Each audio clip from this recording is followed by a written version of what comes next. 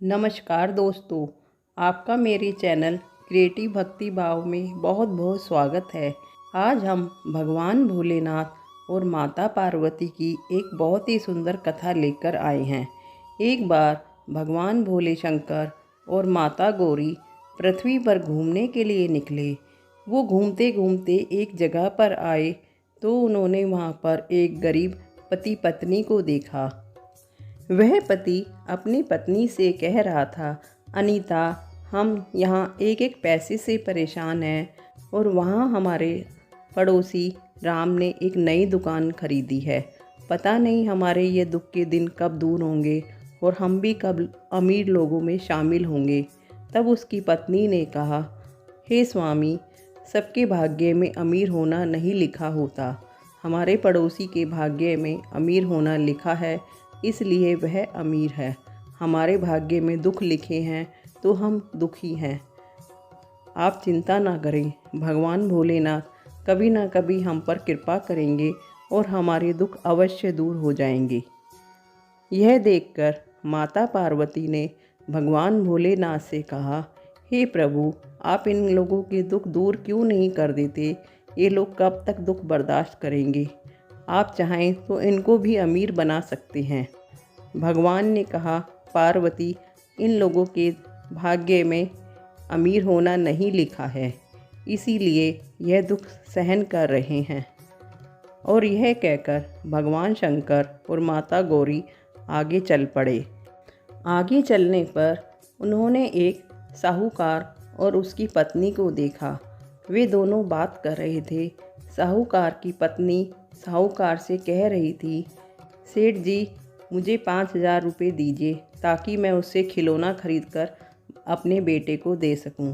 साहूकार ने कहा, अरे बच्चे को 5,000 रुपये के खिलौने की क्या आवश्यकता है?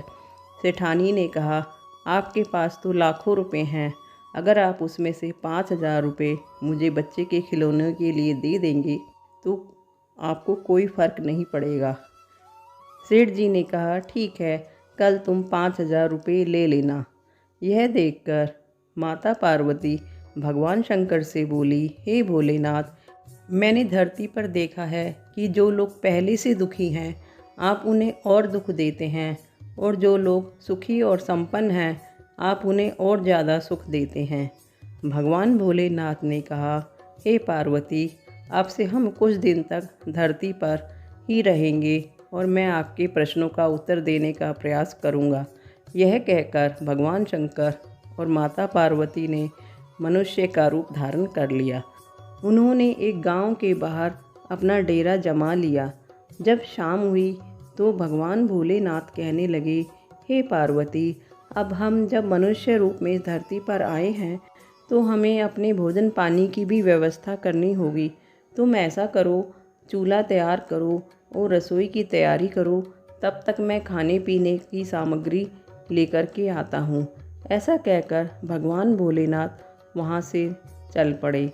उनके जाने के पश्चात माता पार्वती ने सोचा कि चूल्हा बनाने के लिए मुझे ईंटों की आवश्यकता होगी और वह ईंट ढूंढने के लिए चल पड़ी। उन्होंने इधर उधर चारों तरफ देखा, वहाँ बड़े पक्के और सुंदर मकान बने हुए थे। माता पार्वती ने सोचा, ये सारे मकान इतने सुंदर हैं, अगर मैं यहाँ से ईंटें लूँगी तो ये मकान ख़राब हो जाएंगे। ऐसा सोचते हुए वो आगे चल पड़ी। कुछ दूर आगे जाने के पश्चात उन्हें एक टूटा फूटा खंडर मकान दिखाई दिया। तो उन्होंने सोचा कि यह मकान तो खंडर है, टूटा हुआ है, अगर मैं यहाँ से कुछ ईंटें ले लूँगी तो कोई ज़्यादा फ़र्क नहीं पड़ेगा। और यह सोचकर उन्होंने उस खंडर हुए मकान से कुछ ईंटें ली और वापस आ गई। वापस अपने स्थान पर आने के बाद उन्होंने उन ईंटों से एक चूल्हा तैयार किया और महादेव की प्रतीक्षा करने लगी। कुछ देर के बाद जब भगवान भोलेनाथ आए तो माता पार्वती ने देखा कि उनके पास कोई भी सामान नहीं था। भगवान भोलेनाथ को देखकर माता पार्वती कहने लगी, हे प्रभु, मैंने तो चूल्हा तैयार कर लिया है और रसोई की सारी व्यवस्था कर ली है, लेकिन आप भोजन पकाने की सामग्री नहीं लाए हैं। तो भगवान भोलेनाथ ने कहा, हे पार्वती, अब उस सब चीज़ की आवश्यकता नहीं है, तुम जिस प्रश्न का उत्तर ढूंढने का प्रयास कर रही थी और जिसके लिए हम पृथ्वी पर आए हैं, उसका उत्तर तुम्हें मिल गया होगा। माता पार्वती ने कहा, हे प्रभु, मैं कुछ समझी नहीं, आप क्या कहना चाहते हैं।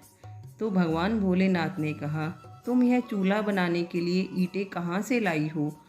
तो माता ने कहा कि मैं ये ईंटें गांव के कुछ पुराने और जर्जर मकानों से लाई हूँ। प्रभु ने कहा, तुम यह ईंटें गांव के पक्के मकानों से भी तो ले सकती थी। माता ने कहा, जो मकान पहले से सुंदर थे, मैं उनमें से ईंटें लेकर उनकी शोभा खराब नहीं करना चाहती थी, इसलिए मैंने यह ईंटें पुराने मकान से ली है। प्रभु ने कहा, जो मकान पहले से ही खराब थे, तुम उन्हें और ख़राब कर आई। इसी प्रकार जिन लोगों ने अपने जीवन को पुण्य कर्मों से सुंदर बना रखा है, वह सुखी हैं और उन्हें सुख मिलता है, और जिन लोगों ने अपने बुरे कर्मों से अपने जीवन को खराब कर रखा है, उन्हें दुख मिलता है और वो दुखी हैं। इसलिए उन लोगों को ज़्यादा दुख मिलता है और सुखी लोगों को ज़्यादा सुख मिलता है। भगवान भोलेनाथ की यह बात सुनकर माता पार्वती भगवान भोलेनाथ के साथ कैलाश पर्वत पर वापस आ गई। दोस्तों, आपको यह कथा कैसी लगी, हमें कमेंट बॉक्स में लिखकर ज़रूर बताइएगा। अगर आप इस चैनल पर पहली बार आए हैं तो चैनल को सब्सक्राइब ज़रूर कीजिए, वीडियो को ज़्यादा से ज़्यादा शेयर कीजिए, लाइक कीजिए। धन्यवाद। मिलते हैं नेक्स्ट वीडियो में। तब तक जय भोलेनाथ।